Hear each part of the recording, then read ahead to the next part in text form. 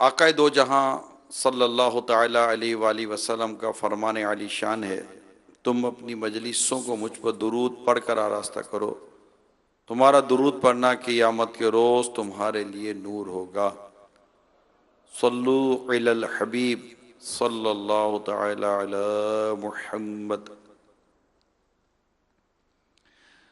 الحمدللہ آج 6 رجب المرجب حضور سیدی خواجہ غریب نواز رحمۃ اللہ تعالی علیہ کا عرس مبارک ہے۔ ماشاءاللہ رات مدنی مذاکرہ بھی ہوا، اجتماعی ذکر و نعت بھی ہوا، دعا وغیرہ بھی ہوئی، اور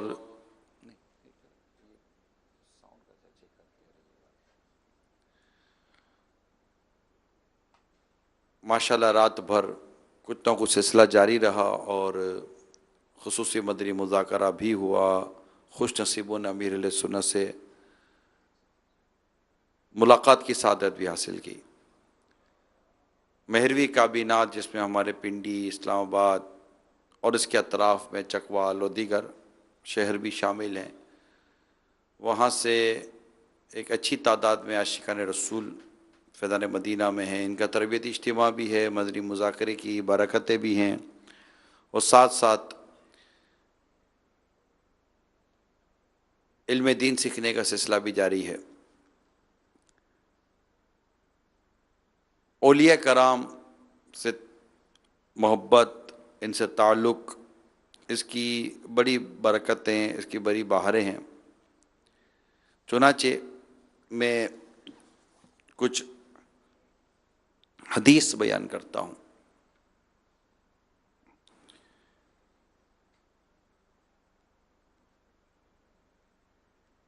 فرمان مصطفیٰ صلی اللہ تعالی علیہ وآلہ وسلم ہے، جب تک تم نیک لوگوں سے محبت رکھو گے بھلائی پر رہو گے، اور تمہارے بارے میں جب کوئی حق بات بیان کی جائے تو اسے مان لیا کرو کہ حق کو پہچاننے والا اس پر عمل کرنے والے کی طرح ہوتا ہے۔ دوسری حدیث، آدمی اسی کے ساتھ ہوگا جس سے وہ محبت کرتا ہے۔ تیسری حدیث، نیک لوگوں کا ذکر گناہوں کے لیے کفارہ ہے۔ اور چوتھی حدیث، اور یہ ہے حدیث قدسی کہ اللہ تعالیٰ فرماتا ہے، وہی لوگ میرے محبت کے حقدار ہیں جو میری وجہ سے ایک دوسرے سے ملاقات کرتے ہیں، جو میری وجہ سے ایک دوسرے سے محبت کرتے ہیں۔ تو الحمدللہ ہمیں اللہ کے نیک بندوں سے محبت ہے، صالحین سے محبت ہے، اور کیوں نہ ہو کہ ان کا ذکر گناہوں کا کفارہ ہے، ان کا ذکر اللہ تعالیٰ کی رحمتوں کے نزول کا سبب اور ذریعہ بنتا ہے۔ تو یہ محبت ہی ہے، تعلق ہے کہ ہم نے حضور سیدی غریب نواز رحمۃ اللہ تعالیٰ علیہ کا عرس منایا، عرس منا رہے ہیں، اب بھی عرس جاری ہے، کیونکہ آج 6 رجب المرجب ہے اور آپ کا وصال مبارک 6 رجب المرجب کو ہوا۔ اللہ کریم ہمیں خواجہ غریب نواز رحمۃ اللہ تعالیٰ علیہ کی برکتوں سے مالا مال فرمائے۔ اللہ تبارک و تعالیٰ کہ یہ نیک بندے جن سے ہم اپنا تعلق قائم کرتے ہیں، ان کی محبت اور ان کی صحبت ہمیں بہت کچھ سکھاتی ہے، لہذا ان کا ذکر کرنا اور ان کے بارے میں پڑھنا یہ ہماری زندگیوں میں عمل لاتا ہے، تقویٰ لاتا ہے، پرہیزگاری لاتا ہے جب ہم ان کے بارے میں پڑھتے سنتے ہیں۔ حضرت سیدنا حسن بصری رحمۃ اللہ تعالی علیہ فرماتے ہیں کہ میں ایسے نیک لوگوں کی صحبت میں رہا جن سے بعض حضرات پر 50 سال ایسے گزر گئے کہ انہوں نے نہ کبھی اپنے لیے بستر بچھائے اور نہ کبھی آرام کے لیے سوئے، نہ کبھی آرام کے لیے چادریں طے کی، اور نہ ہی کبھی گھر سے کھانا منگوایا۔ ان میں سے کوئی ایک لقمہ ہی کھاتا، مگر پھر بھی اس کی خواہش ہوتی کہ اس لقمے کی جگہ اپنے منہ میں پتھر ڈال لیتا۔ نہ تو وہ دنیا ملنے پر خوش ہوتے اور نہ اس کے چلے جانے پر کوئی غم اور افسوس کیا کرتے تھے۔ تم جس مٹی کو اپنے پیروں تلے رونتے ہو، ان کے نزدیک دنیا کی حقیقت اور حیثیت اس مٹی سے بھی کم تھی۔ ان کے بالکل قریب میں حلال مال ہونے کے باوجود جب ان میں سے کسی سے کہا جاتا کہ اس میں سے قدر کفایت ہی لے لیں، حسب ضرورت ہی لے لیں، تو جواب ملتا، خدا کی قسم میں ایسا نہیں کر سکتا، کیونکہ مجھے خوف ہے کہ اگر میں نے اس میں سے کچھ لے لیا تو یہ میرے لیے، یہ میرے دل اور دین کے بگاڑ کا سبب بن جائے گا۔ اللہ کی ان پر رحمت ہو، ان کے صدقے ہماری مغفرت ہو۔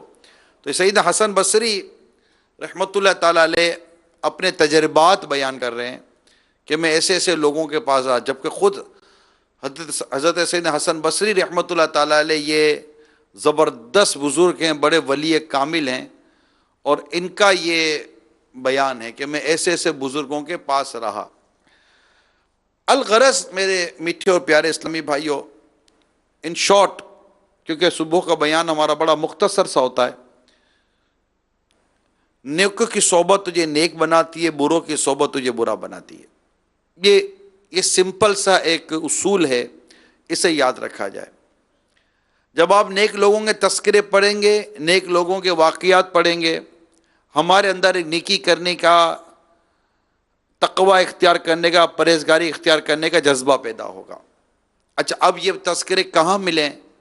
تو ماشاءاللہ اس کے لیے کتابیں بھری ہوئی ہیں، کتابیں بھری ہوئی ہیں، بہت کتابیں ہیں، جس میں بعض کتابیں تو وہ ہیں جن میں بس سیرت ہی سیرت ہے۔ مثال دیتا ہوں، اللہ والوں کی باتیں مقتۃ المدینہ نے اس کو شائع کیا، 5 جلدیں ہیں۔ صحابہ کرام علیہم و رضوان سے لے کر اولیاء کاملین تک کے واقعات، یعنی کہ بڑے بڑے صحابہ کرام کے واقعات اس میں ہیں، کئی اولیاء کرام کے واقعات اس کے اندر ہیں۔ وہ کتاب کا مطالعہ کریں، بالکل دل کی دنیا زیر و زبر ہونے لگ جاتی ہے۔ احیاء العلوم امام غزالی رحمۃ اللہ تعالیٰ علیہ کی کتاب ہے، اس کو پڑھتے ہیں تو ایک سے ایک بزرگوں کے واقعے، خود امیر اہل سنت مدظل العالی نے اپنی کتاب فیضان سنت میں کوئی سینکڑوں بزرگوں کے واقعات لکھے ہیں، سینکڑوں بزرگوں کے واقعات ہیں، جنہیں پڑھ کر واقعی لگتا ہے کہ ہم لوگ کہاں اور یہ لوگ کہاں۔ یہ وہ احساس میں آپ کو بیان کر رہا ہوں کہ یہ احساس ہمیں راستہ دکھاتا ہے۔ کبھی پڑھ کر دیکھیں ہم بزرگوں کے واقعات، دل کرتا ہے میں بھی ایسا کروں۔ اور یہ کوئی انوکھی بات نہیں ہے، دنیا میں لوگ کامیاب لوگوں کے قصے پڑھتے ہیں، کامیاب لوگوں کے واقعات پڑھتے ہیں، ہمارے یہاں بدقسمتی کے ساتھ کچھ غیر مسلموں کے واقعات زیادہ پڑھے سمجھائے جاتے ہیں، معذرت کے ساتھ، ویری سوری ٹو سے، جس کو آپ بولتے ہیں نا کہ جناب فلاں نے یوں کیا تو یوں کیا تو یوں ہو گیا، یوں ہو گیا۔ ہمارے اپنے بزرگوں کی سیرتیں بھری پڑی ہوئی ہیں، اور ایک سے ایک بزرگ ہیں، ایک سے ایک ان کے واقعات ہیں جنہیں پڑھ کر موٹیویشن بھی ملتی ہے۔ آپ کو اگر ایسا لگے کہ میں جو بیان کر رہا ہوں اس کا تعلق سے نماز، روزہ، حج اور زکوٰۃ وغیرہ سے ہے یا تلاوت وغیرہ سے ہے، تو صرف ایسا نہیں ہے، صرف ایسا نہیں ہے، دنیا اور آخرت دونوں پر مبنی ہے۔ اگر کوئی دنیاوی کامیاب شخص کی واقعات ہم پڑھ بھی لیتے ہیں تو اس سے ہمارے کو دین کو فائدہ اتنا خاص نہیں ہوتا، لیکن جب ہم ہمارے اپنے اسلامک آئیکن جو ہیں، اپنے اسلامک جو رول ماڈل ہیں، جب ان کو پڑھتے ہیں تو دنیا کے ساتھ ساتھ ہمیں ہمارے دین کے فوائد نظر آتے ہیں، وہ بالکل باظاہر نظر آتے ہیں۔ جب ہم ان کی زندگی، کیونکہ ہماری زندگی ہے کیا؟ گھر، کاروبار، یہی ہے۔ ہم گھر میں ہوتے ہیں یا باہر کاروبار پہ ہوتے ہیں یا مسجد میں ہوتے ہیں، تو تو گھر کی زندگی اچھی سے اچھی کیسے گزرے، باہر کی زندگی، کاروبار کی، کسب کی، کاروبار کی، نوکری کی، یا جو بھی آمدنی کا ذریعہ ہے وہ اچھا کیسے گزرے، اور ہم اگر دوست یار احباب رشتہ داروں کے ساتھ رہتے ہیں تو وہ اچھی زندگی کیسے گزرے. یہی تو ہے ہماری زندگی، نارملی یہی زندگی ہوتی ہے. کچھ انڈیویجولیٹی ہوتی ہے، تنہائی کا بھی کوئی حساب کتاب ہوتا ہے. تو بھائی تنہائی کیسی ہونی چاہیے، رشتہ داروں کے ساتھ بندہ کیسا رہے، کاروبار کیسا کرے، کمائے کس طرح، کھائے کس طرح، خرچ کس طرح کرے.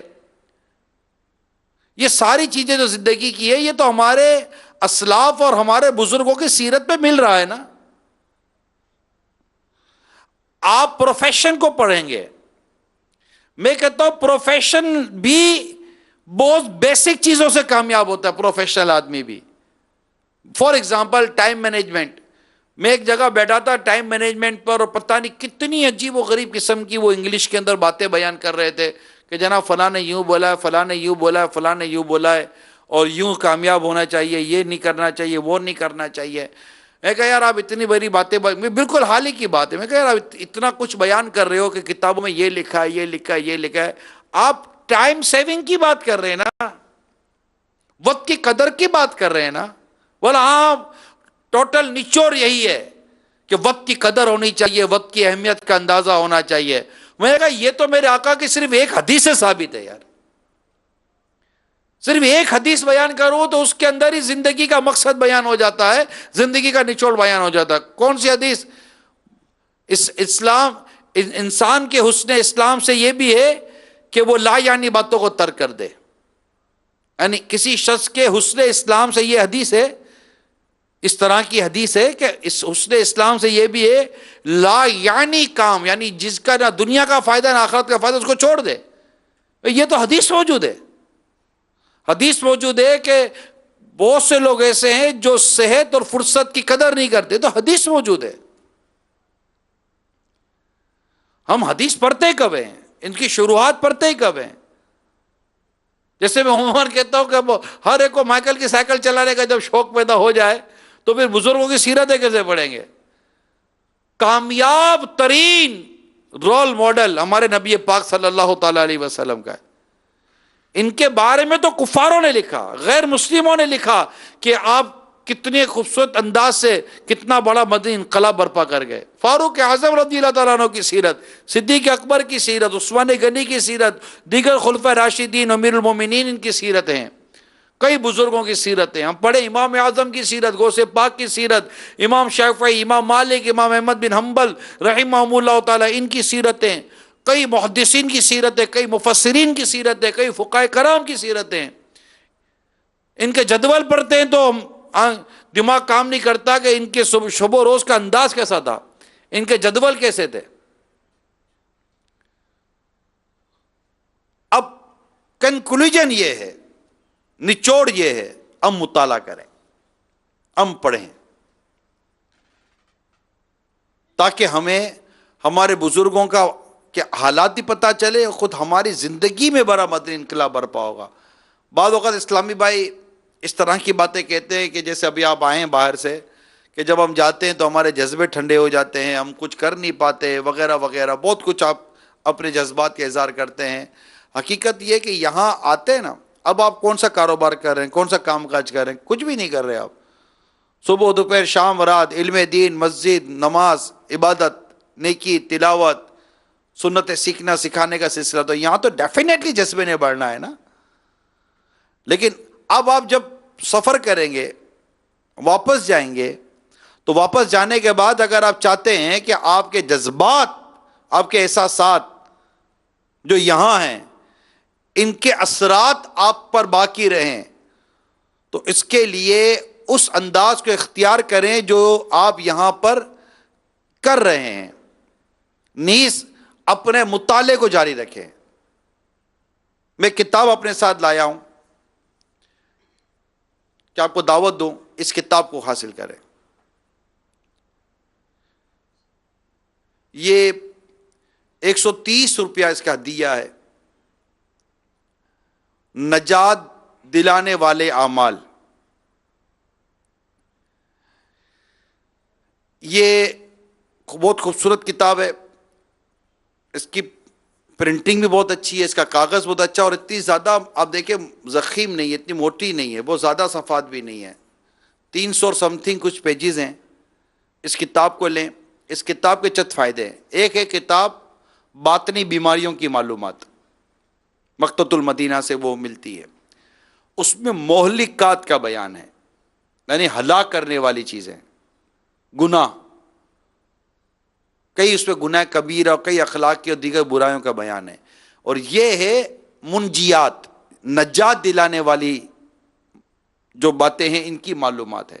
یہ دونوں ضروری ہیں۔ مثال کے طور پر تکبر سے بچنا بھی ضروری ہے اور عاجزی اختیار کرنا بھی ضروری ہے۔ اس کتاب میں آپ کو تکبر کی مذمت ملے گی، اس کتاب میں آپ کو عاجزی کے فضائل ملیں گے۔ تو یہ مطالعہ رکھیں۔